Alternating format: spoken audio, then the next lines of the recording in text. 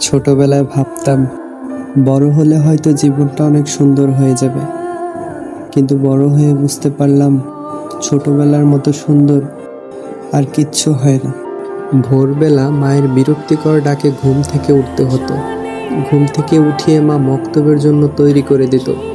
রাস্তায় যেতে যেতে মায়ের উপরে কতই না জেদ করতাম, তবুও মক্তবে যেতে হতো। সেখানে গিয়ে সহপাঠীদের সাথে দুষ্টামি, হাসাহাসি, এর জন্য ওস্তাদের হাতে মার খেতেও হতো। এরপর মক্তব ছুটি হলে বাড়ি ফেরার সময় হাসাহাসি হই হুল্লোড় করে বাড়ি ফিরতাম।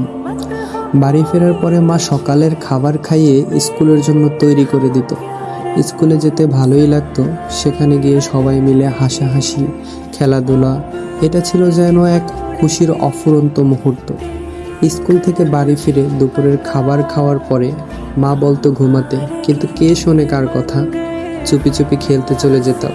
যখন সন্ধ্যা নেমে আসতো তখন মা ডাকতে আসতো। মায়ের ভয়ে দৌড়ে বাড়ি চলে যেতাম।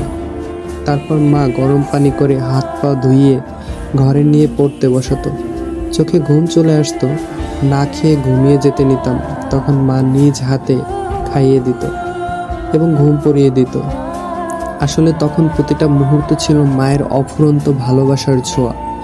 মা এখনো ভালোবাসে, তবে বাস্তবতা মায়ের আঁচল থেকে খুব দূর প্রান্তে এসে দাঁড় করিয়েছে।